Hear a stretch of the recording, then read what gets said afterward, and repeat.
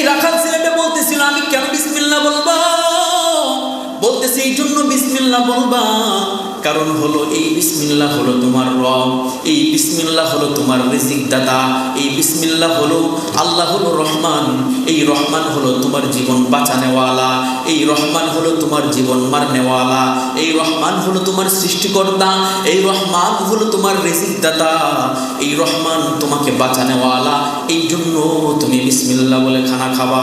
বলতেছে হুজুর আমি এইটা বিশ্বাস করলাম না, প্রত্যাখ্যান করে দিলাম, বিসমিল্লাহ বললাম না, বললাম রহমান নামে কেউ নাই।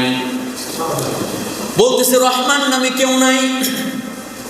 হুজুর আমি যখন বন্ধু বান্ধবের আড্ডা থেকে যখন বাসায় ফিরলাম, রাতের বেলা আমি ঘুমাইতে গেলাম, কারেন্ট নাই, ঘুম আমার হয় নাই, আমি ঘুমাইতে পারি নাই। সকালবেলা যখন হয়ে গেছে আমার ছাগল বকরিগুলা নিয়ে মাঠে আসছি, দেখলাম এইখানে সুন্দর মৃদুলা বাতাস, ফুরফুরে বাতাস লাগতেছে।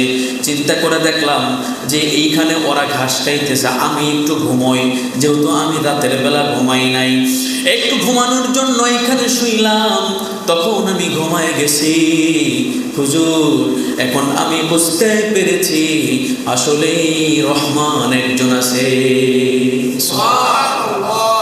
কারণ হলো আমার আল্লাহ যদি আমাকে না বাঁচাইতো তাহলে এই সাপের হাত থেকে দুনিয়ার কোনো মানুষের কোনো ক্ষমতা ছিল না, দুনিয়ার কোনো মানুষ তো জানতো না আমার এইখানে একটা সাপ আছে, আমাকে বাঁচাইছে। হুজুর আমি বিশ্বাস করে ফেলেছি রহমান নামে একজন আছে, তিনি আমাকে বাঁচাইছে। সুবহানাল্লাহ।